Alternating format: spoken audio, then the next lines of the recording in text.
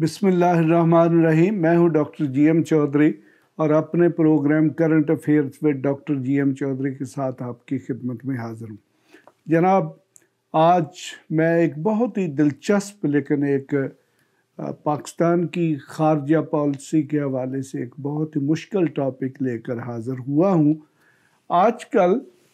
हमारे कौमी प्रेस में भी और इंटरनेशनल प्रेस में भी कुछ जो लीक्स हैं वो सामने आई हैं, जो कि हमारी जो वज़ीर ममलकत बराए ख़ारजा हैं यानी कि हिना रबानी खान, उनके हवाले से हैं, और जिसमें ये कहा गया है कि पाकिस्तान जो है अब उसको चाइना या अमेरिका किसी एक में से इंतखाब करना होगा। ये नहीं होगा कि आप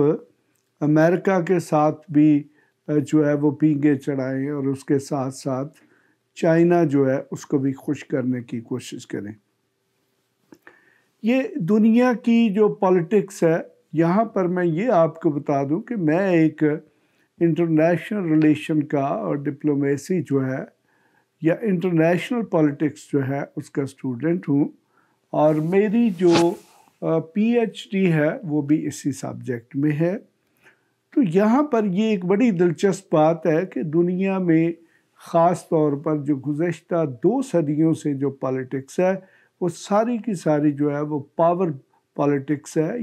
यानी कि वो पावर ब्लॉक्स की पॉलिटिक्स है। आपको पता है कि जो गुज़श्ता सदी है यानी कि जो 20वीं सदी है उसमें 2 ब्लॉक्स थे, यानी कि उसमें एक रशियन ब्लॉक था और सेकंड जो है वो अमेरिकन ब्लॉक था। यानी कि एक कम्युनिस्ट बेस्ड ब्लॉक था और दूसरा जो है वो कैपिटलिस्ट बेस्ड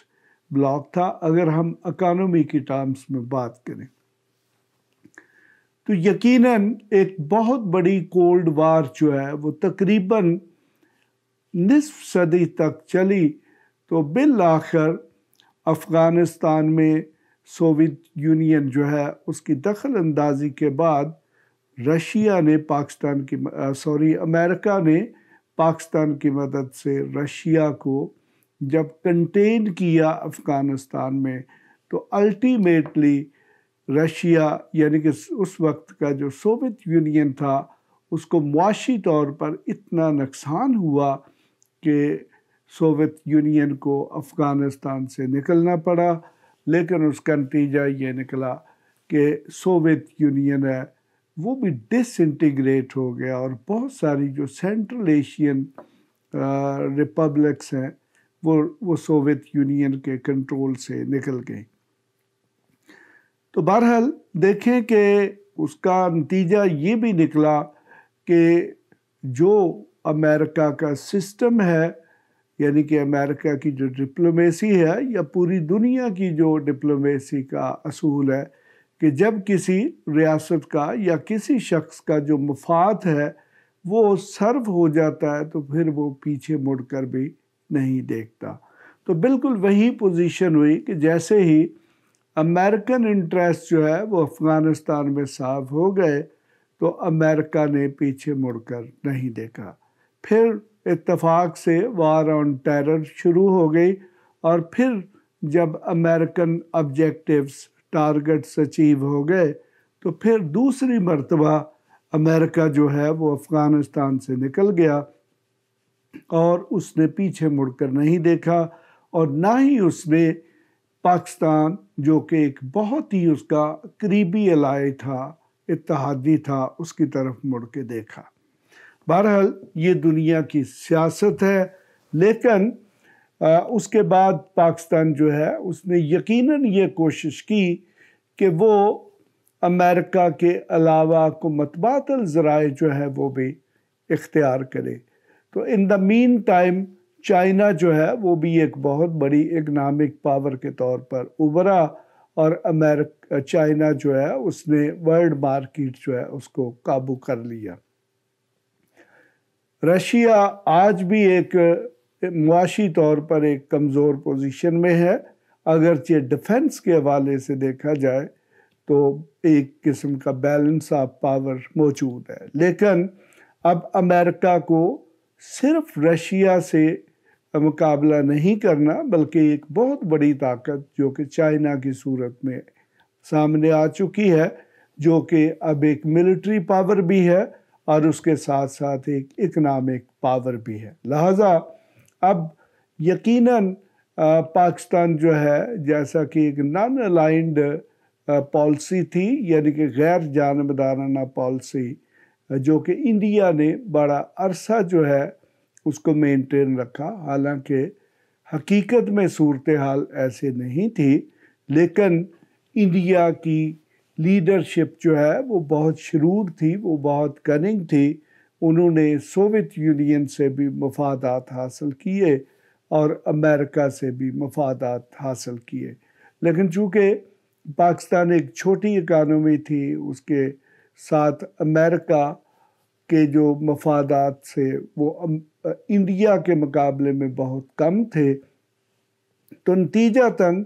جب بھی امریکہ کو موقع ملا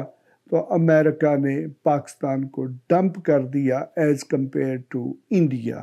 لیکن جب چائنا کی طرف سے، خاص طور پر جب سی پیک یعنی کہ BRI کی ایک فارم جو ہے وہ اس علاقے میں ڈیولپ ہوئی، تو پاکستان جو ہے اس کو اپنے معاشی مفادات کے لیے چائنا کی طرف جانا پڑا۔ لیکن ان دا مین ٹائم ہماری خارجہ پالیسی جو ہے وہ انڈیسائسو رہی، یعنی کہ ہماری جو لیڈرشپ تھی اس نے کوشش کی کہ امریکہ سے بھی تعلقات رکھے جائیں اور چائنا سے بھی تعلقات رکھے جائیں، لیکن یقیناً اس سے امریکہ خوش نہیں تھا اور امریکہ وہی چاہتا تھا کہ پاکستان جو ہے وہ امریکہ کا ہی الائی رہے اور امریکن کیمپ میں ہی رہے۔ تو اب جناب صورتحال کافی مشکل ہو چکی ہے۔ اب یقیناً امریکہ بھی ڈیمانڈ کر رہا ہے اور اس کے ساتھ ساتھ چائنا بھی ڈیمانڈنگ ہے، اور یقیناً اب پاکستان کو ان دونوں میں سے ایک کے لیے انتخاب کرنا پڑے گا۔ پاکستان کو اتنی بڑی اکانومی نہیں ہے اور نہ ہی کوئی اتنی بڑی پاور ہے کہ وہ ایک نان الائنڈ سٹیٹس جو ہے اس کو مینٹین رکھ سکے۔ ویسے بھی یہ جو نان الائنڈ سٹیٹس ہوتا ہے، دس از جسٹ اے فالسی، یہ ایک سہراب تو ہو سکتا ہے اور یہ کوئی حقیقت نہیں ہے، یعنی کہ یہ ایک بالکل مکمل طور پہ سراب ہے۔ آپ اپنے آپ کو یا دنیا کو دھوکہ دے سکتے ہیں کہ میں اس بلاک کے ساتھ بھی نہیں ہوں اور میں اس بلاک کے ساتھ بھی نہیں ہوں۔ تو اب جناب پاکستان کے جو فورن پالیسی میکرز ہیں ان کے سامنے ایک بہت مشکل سوال آ چکا ہے کہ کیا پاکستان کو امریکہ کے ساتھ جانا ہے یا چائنا کے ساتھ جانا ہے۔ اس موضوع پر میری بہت بڑی ریسرچ موجود ہے جس پہ میں نے یہ ثابت کیا کہ چونکہ چائنا یا رشیا پاکستان کے بالکل قریب ترین مالک ہیں، تو ان کے کاسٹ پر اگر پاکستان امریکہ کے ساتھ تعلقات بناتا ہے تو اب وہ صورتحال نہیں رہی کہ پاکستان جو ہے اس کو کچھ زیادہ فوائد حاصل ہو سکے، خاص طور پر جبکہ چائنا ایک بہت بڑی اکنامک پاور بن چکا ہے۔ تو لہٰذا اب پاکستان کے جو پالیسی میکر ہیں ان کے لیے ایک مشکل صورتحال پیدا ہو چکی ہے۔ اب دیکھتے ہیں کہ وہ کون سا فیصلہ اور کون سے قومی مفادات جو ہیں ان کو مد نظر رکھتے ہوئے کرتے ہیں۔ اس کے ساتھ ہی اجازت، خدا حافظ۔ ایسی مزید ویڈیوز دیکھنے کے لیے ہمارے چینل کو سبسکرائب کر لیں اور بیل آئیکن کو آن کر لیں تاکہ آپ کو ہر نئی آنے والی ویڈیو کا نوٹیفیکیشن ملتا رہے۔ اگر آپ کا کوئی بھی سوال ہو تو آپ ہمارے دیے گئے واٹس ایپ نمبر پر رابطہ کر سکتے ہیں یا کمنٹس کر کے اپنے سوال پوچھ سکتے ہیں۔